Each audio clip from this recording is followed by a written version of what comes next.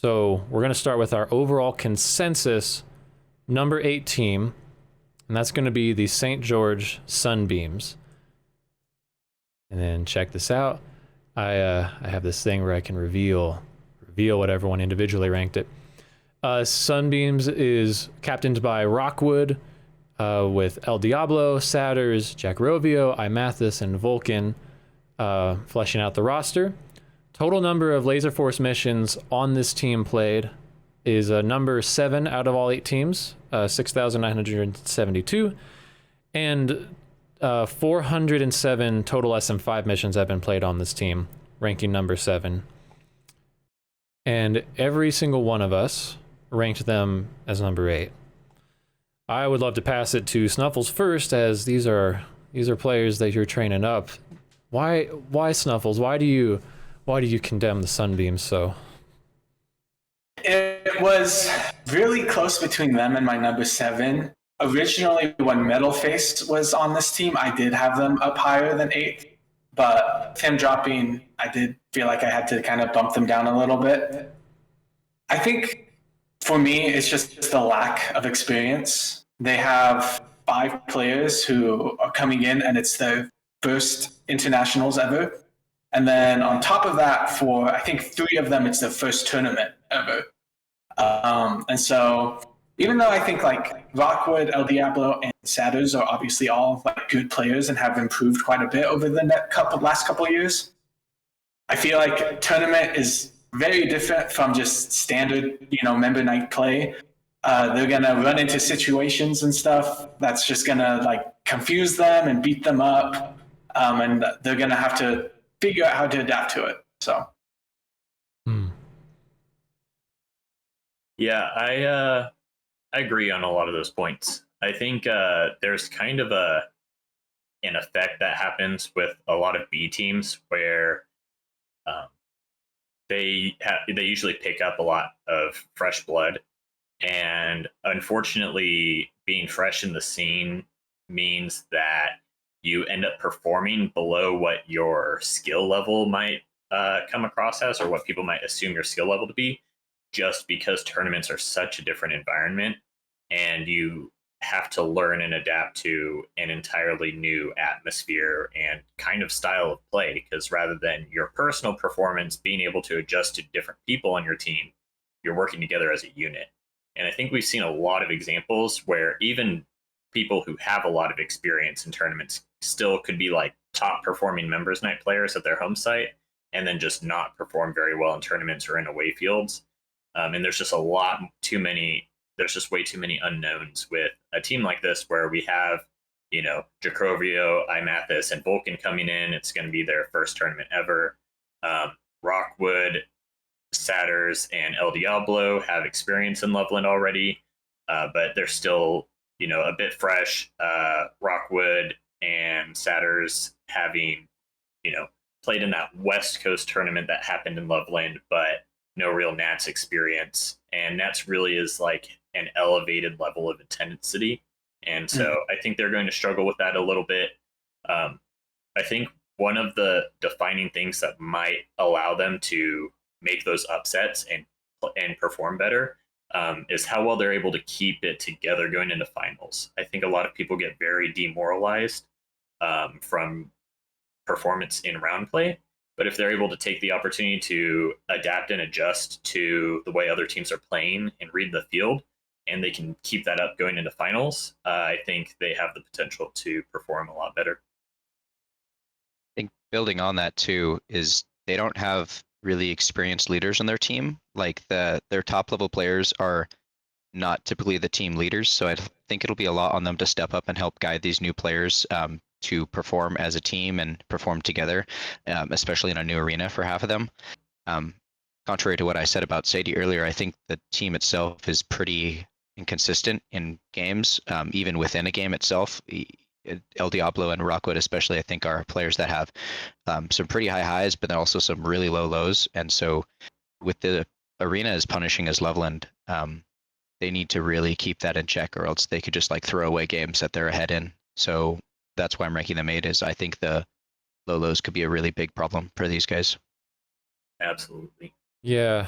Well, what's funny is when you look at the interviews that'll be coming out about these players, they're all pretty self-aware that like, hey, we have a lot of new players on our team. We're gonna be taking some losses. We're here to grow. We're here to have fun, hang out with friends. So I can definitely see the situation happening that Odin described, where if they spend the first 3 days of the tournament with the steep competition, just having to take some hard losses, learning from those losses, observing during their games that they're reffing, and building on what they have. I think they have the pieces to take games off of people, and if you take games off of people in finals, guess what? You're not 8th place anymore. That's the time to take games off. Yeah, it's tough. Like you all said, the inexperience. I was looking, and between Jack Rovio, iMathis, and Vulcan, those 3 players have less than 400 total Laserforce games between the 3 of them. They're just newer players. They seem like they have motivation and talent. And I checked out. I've never met Jack Rovio before, but he seems like a pretty good commander player at the St. George site, from what I understand. He So is. so cool. And I'd love to pick your brain in a sec. Like, there's talent there. Plus, El Diablo, he played a pretty good tournament back in 22 West Coast. They ended up in that lower bracket, but he had a chance to learn the arena, be kind of a great support, communicatory scout. And Rockwood and Sadie, they've had a lot of experience. They've come out in the last few mega members nights, trademark. So what I'm wondering, like, on top of growing over the few days, the biggest plus I see for them is the Cedar City Sentinels being there on site, able to provide some of that mentorship that we were talking about. I'm wondering if you have any thoughts on that, Snuffles. Like, you can potentially help them throughout the tournament. 100%, and I think we're gonna have to, especially looking at the day one. If I remember correctly, I think the first 2 matches are against the Cali A team and then us right after that. So first 2 matches for them are going to be brutal. So I think if they can, have a good mental, then they can, understand like, okay, we got beat up, but it's only day one. What really matters is just how much you improve into finals. So I think if we can kind of distill that within them, who knows? I think maybe they could upset some people. So I think a hidden benefit on this team too is Rockwood. I think before he used to really struggle in this arena. I remember a game I was reffing and he hid in the box in front of me for 6 minutes while his team died, and it was just like really overwhelming. And then in the duos, he like absolutely popped off. Like, he was totally carrying quite a bit of games, and so he's someone who has learned from really struggling in this arena to like being really effective here. And so if he can kind of help his new players and with some of his like recent learnings to like step up in some of the areas they are struggling, potentially that he was struggling in as well, that'd be really beneficial. I agree. Yeah, that experience and game sense is especially important in an arena like Loveland, where it's so open and it's so punishing and so fast paced. You have to be able to really adapt to what's happening in the game. And so that's where I think like it's going to really fall onto Satyrs and El Diablo and Rockwood to kind of take charge and make sure that they're establishing the direction that the team is playing. I also think that they have kind of a benefit in that they're kind of like unmolded clay, like they aren't really fully set in play styles the way that like some of these top tier, very experienced players are, where like you might say, X player has a tendency to like to push this way a lot really fast. So I know that that's coming.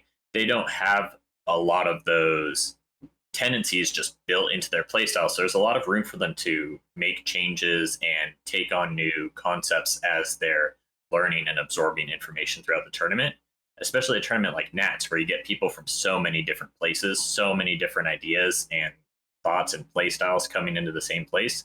It's a really good way to like open your mind up and make those changes. Yeah.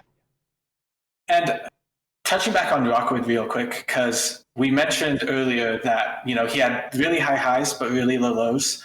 A big part of that is that there's really only two positions that he enjoys playing, those being commander and scout.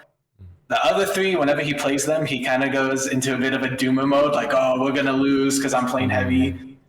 And so I think, like, with the tournament, you know, he's going to be able to play those two positions. So, you know, I'm really looking at Rockwood and in particular to really, like, step up. I think that's going to be important for them, is him stepping up and being more of a leader along with, like you mentioned, Sadie and El Diablo. Yeah. You know, on the reverse of what I said before about players who play well at members nights and not at tournaments, there's players who are the reverse. I personally feel like I'm that way. I do a lot better in structured environments where I'm working with a team and we have established goals, rather than games where I'm having to adapt to my own team and figure things out. And so Rockwood definitely seems to thrive in more structured environments. So there's definitely a lot of potential for him to shine here, really show his stuff, show how well he's improved, and get a real sense of where he's at in the game, which I feel like is really one of the main points for these tournaments existing in the first place, is seeing your own progress. Yeah. So we got some great structure on this team, but I also think this team lives or dies by the progress that Jack Rovio, Imathis, and Vulcan make over the 3 days. Having never played in this arena before, just being new to the tournament scene, I mean, we've all been on teams in the past when we were starting out where we were just getting our butts whooped over and over again. You have to adapt and learn every single day, every single game even. You're changing up a lot of your strategy. So I'm very curious how all three of them, to go back to our very first quick question, I want to see how all three of them play and what the difference is between day 1 and day 4. Who can step up, learn to perform their function well within our arena. Well, that's the question, right? Yep. We'll find that out, and that's why it's just a projection. But best of luck to the Sunbeams. You obviously have a lot of support here, especially from the Sentinels. I think just having kind of your mentor team there, sounds like they're willing to be there to help support you, answer questions, build strategies. Let's go ahead and move on to number 7.